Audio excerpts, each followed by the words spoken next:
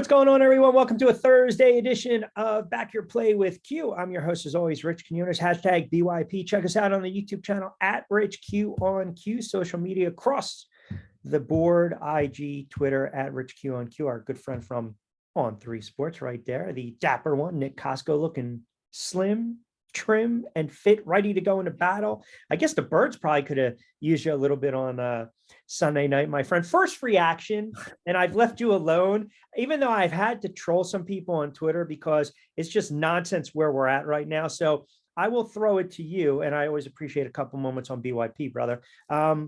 You're watching this game unfold. It's 24-14. Eagles have a 10-point lead. Everything changes going into the locker room. Rihanna, here we go. Boom, boom, boom. Halftime, okay. And then the adjustments made by Kansas City, no adjustments by the Philadelphia Eagles. As a diehard fan, it's got to crush and destroy you, knowing that a 10-point lead, you had total control. The Eagles had total control of that game.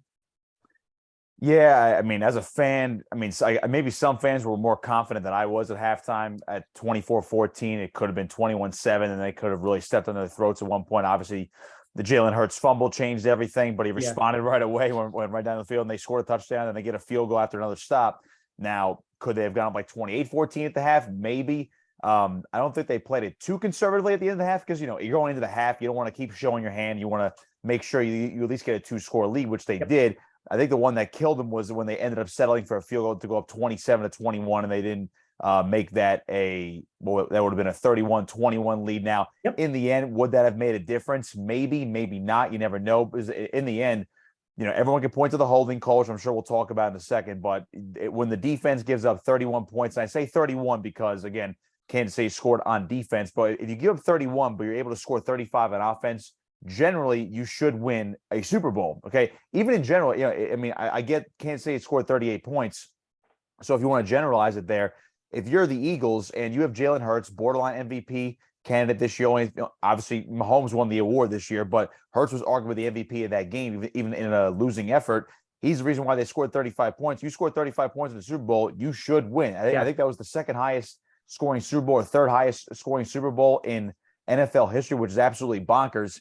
So ultimately, it came down to the defensive adjustments or lack thereof in the second half. And as a fan, up 24-14 at the half, I was not confident at all that they were going to just go on cruise control in the second half. Because again, you limited Mahomes, and we all know, he banged up his ankle. Was he putting out a little bit of a show for the camera? Maybe, maybe not. Obviously, in pain, though, came back second half. He was magnificent. It's hard to stop him and hard to contain him all game long. But if you can't get one stop in the second half when you absolutely need it, you probably don't deserve to win. Now, were they in the game? Do they deserve to win at some points? Absolutely. But when your defense, which led the league in sacks, was a historic defense in terms of sacks, in terms of stats, in terms of pass coverage, all that good stuff. When you can't make adjustments on the fly when you're supposed to, it just goes to show you that the Kansas City staff, led by Andy Reid, was a little bit more prepared in that second half for those adjustments. And even though Jalen Hurts let him right down the field to tie the game at 35 apiece, you knew you get 4 minutes was too long for Mahomes. And, of course, the holding penalty was the icing on the cake to run the clock down to whatever it was, 12 seconds. And then you had one shot, which, again, field conditions aside, you almost had no shot on the Hail Mary anyway. No, they didn't. And listen, everyone can bitch, whine, and complain about the hold. It was a hold. I mean, period. Yeah, it was. Every time I bring this up to somebody, they have nothing to say. It's crickets. If that calls on Kansas City, and it allows the Philadelphia Eagles to get a fresh set of downs, and they run down the clock and kick the field goal, what is an Eagle fan going to say Monday, Tuesday, Wednesday, Thursday when Kansas City? Of course, they're going to say it was justified. Right. And the sloppy field, correct me if I'm wrong, but the Eagles were up by 10 on a sloppy field. So it's just nonsense. Listen, the drive that Kansas City had to come out of the locker room in the third quarter after the break was the drive to remind everyone watching the game, we're the Kansas City friggin' Chiefs. We've been here before, little boys. Relax. Like, that's exactly it. It was an hombre drive. We call it a man's drive. That's exactly what it was. And I thought Hurts played well. I get the fumble. It happens, but you get a false start from a 3rd and 1 to a 3rd and 6. Then you have to shotgun him, right? But we don't want to talk about that. We don't want to talk about, the lapses, not getting pressures. Where was Sweat, Davis, Fletcher Cox, Hassan Reddick? Where was his vaunted Yeah, I'm not. Again, you can't make excuses on the field. I mean, I guess there is sort of an excuse in terms of both teams not having their footing because there were plenty of opportunities where the Eagles predicate themselves on their defensive ends, Brandon Graham and Hassan Reddick this year Yep. in particular. They thrive getting upfield, not over pursuing, but being able to collapse that pocket. They slipped numerous times. Patrick Mahomes. Now, he could have had an even better day rushing the football, but he also slipped a couple times when he escaped the pocket. So it went both ways for both teams. Now, I firmly believe it affected the Eagles' ability to pass rush. I think it affected the Chiefs' ability to pass rush as well. But again, if it's for both teams, it's not an excuse. It's a factor of the game, an unfortunate factor, which is a whole larger issue with the NFL having a field like that for a Super Bowl. Horrible. But again, beside the point. But you mentioned the false start from Isaac Seumalo, which pushed them back. They had a 3rd and 1. Rich, we've watched the Eagles all year. We know on 3rd and 1, 4th and 1, they're going to get those conversions 95% of the time because they have an unstoppable way of doing the quarterback sneak. They were going to get it. They probably could have extended the drive. Who knows? Maybe they go up 17-7 or 21-7 at that point. The Chiefs are like, geez, we really cannot stop this offense. That fumble recovery for a touchdown by Nick Bolton put the Chiefs back in the football game. Now, again, Hurts immediately responded. So I like to consider that almost a wash at this point. Because again, even with that, Philadelphia had a 10-point lead at halftime. And generally, you have a 10-point lead at halftime, you don't lose. I think there was only 2 or 3 games in Super Bowl, 2 games. That one, and of course, the historic Atlanta collapse against the Patriots. Now, this was not a collapse by the Eagles. The Chiefs just outplayed them in the last 30 minutes, and the Eagles could not do enough to stay ahead. Now, again, I mentioned before, 35 points, you should win. So I'm not going to blame the offense for that if I'm a fan or if I'm a media member or if I'm some sort of expert analyst for the NFL or the Eagles. You have to blame the defense. You can't get any pass rush, and you didn't make any adjustments on, especially on the 2 goal line touchdowns. How do you not see that? You see it once, okay, you get burned. The second time, I don't know how it happens. And of course, the holding penalty was the icing on the cake. That's pretty much all it was. Special teams, the good punt return. Yeah, the gap. I almost forgot about that. Kadarius Toney 1 catch, and then Sky Moore 1 catch, both for touchdowns. I mean, look, and the funny thing is, even from an outside, I understand this whole, you shouldn't throw the flag there, but I've tried to reason, and I get it. It's emotional. I mean, all I've heard and seen and read, and not you, because there are some Eagles fans that will just take the L and move on. The constant whining and crying and bitching and moaning and complaining, like friggin' move on already. We get it. It was a questionable call, but by the letter of the law, it was the right call. Nowhere in the league does it say you can't throw a flag in that situation. Go ask Cincinnati, right? Right. You are exactly right. And now at the time, I'm like, why? How could you throw that? Of course, as a fan in the moment, how could you throw that flag? Of course. But to me, and I haven't been overly emotional about it, because again, what is it now? We're recording this on Thursday. I'm past it now. I'm ready for the Eagles to start making some off-season moves, getting primed for next year. A Hurts extension. Maybe Brian Johnson is now the official. Rational, intelligent, rational, professional. You get it. There's me. I'm ready for the Hurts extension. Brian Johnson, OC, hire a new DC. Make some moves, make some trades, see how he can be a wizard in the draft again. And again, this team could be the class of the NFC next year anyway. So maybe you're expecting to get back there in Vegas. Maybe get a rematch with the Chiefs. Who knows? But in the moment, of course, you're like, how could you throw that? Because granted, it was a late flag.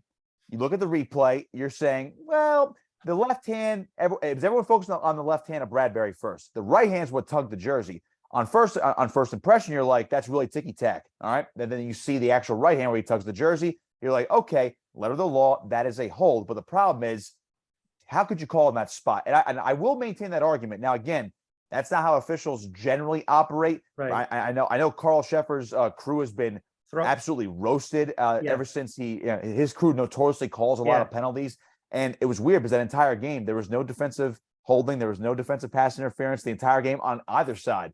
There was none of that. They missed the one. They missed the one on Juju. They missed one. They miss those calls all the time. But generally, when that happens, when they miss those types of calls, you figure I get it. That's the way they're going to play the game. They're going to let them ball. They're going to let them battle out a little bit more. Yep. Now, did it get Juju completely off his route? Maybe it hindered him a little bit.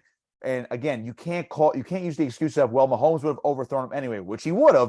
but that's only on pass interference penalties. It is. If it's a holding penalty, you can't use that excuse. So, and at that point, again, I go back to everything you're saying is accurate, but again, nowhere in the friggin' rule book does it say you can't throw a flag there. It's exactly. Super Bowl, it's magnified in that spot. That's why we're having this conversation now. It robbed us of potentially seeing the Jalen Hurts with the football go down the field. That's all it is. Now, I think more rational Eagle fans that are probably still a little bit more irate than I am right now. They're saying, well, at the very least, it would have held the Chiefs to a field goal with 90 seconds left.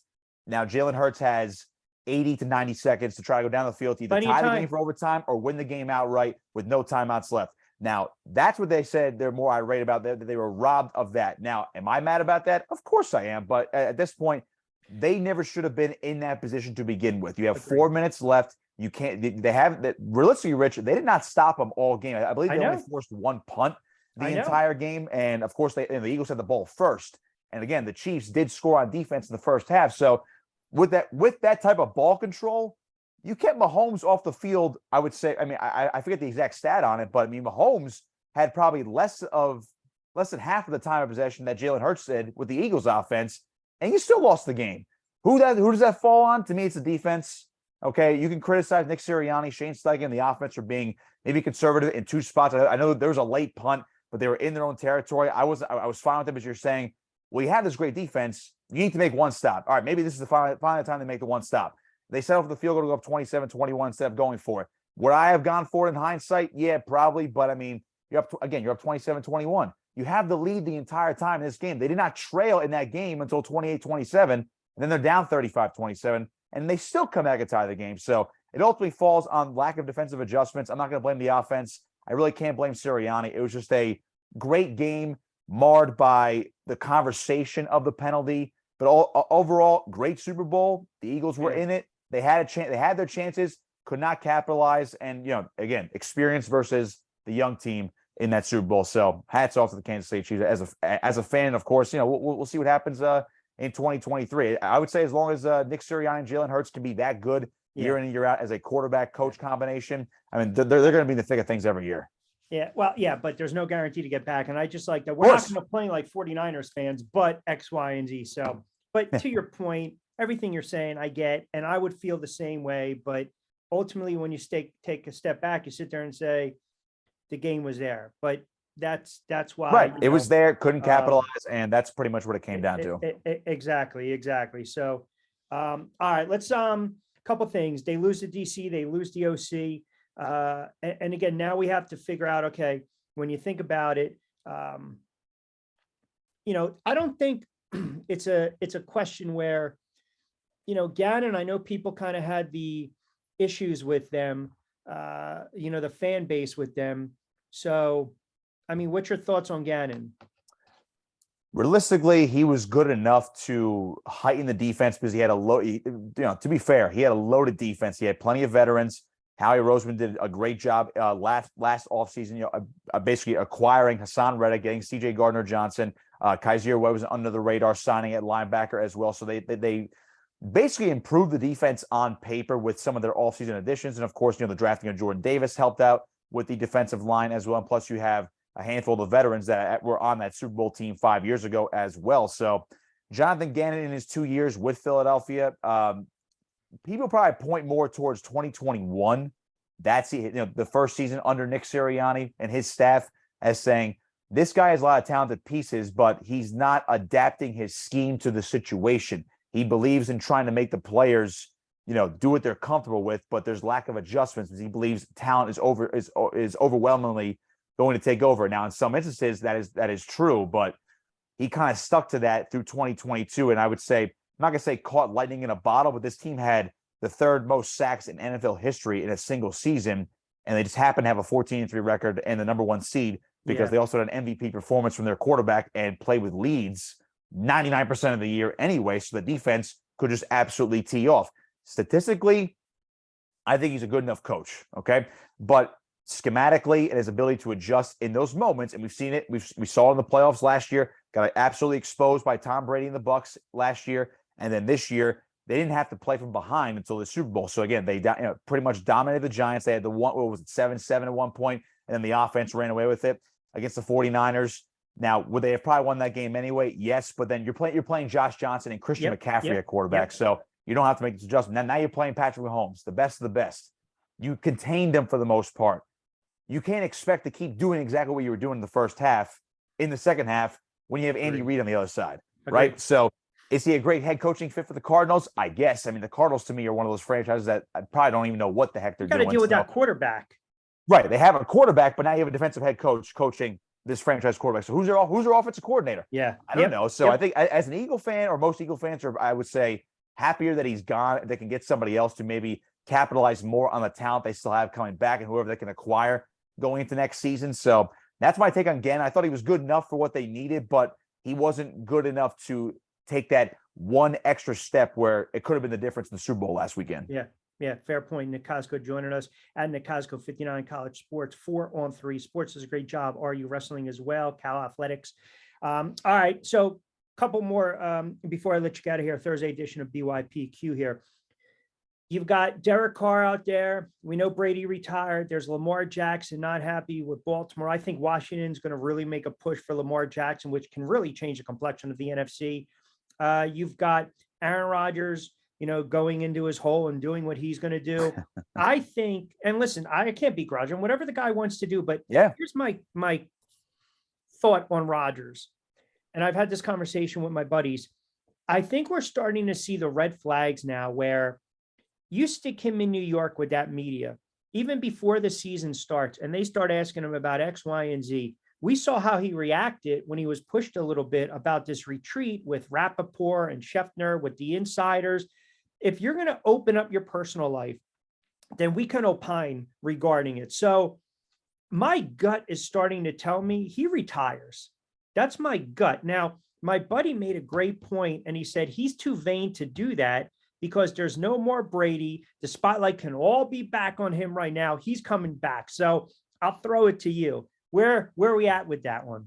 I got to give credit to the great Tony Kornheiser for this, because he's had this same take, or relatively, that Aaron Rodgers is the type of guy where he really respects, and to your point about Tom Brady, really respects Tom Brady. But they could probably be friends for all we know, either right now or down the line when they're both, playing golf all year round.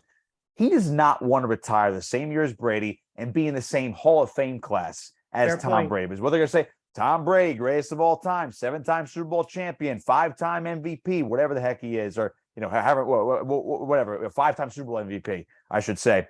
Aaron Rodgers, he's won 4 or 5 NFL MVP awards, been to the Super Bowl once. 2010 Super Bowl champion Aaron Rodgers, Green Bay Packers legend, and then you have Tom Brady, the GOAT. I don't think Aaron Rodgers wants that. Now, where does he go? I don't think he's going to retire. I think he is going to play next year. He's just, you know how he operates in the offseason. He loves to do this.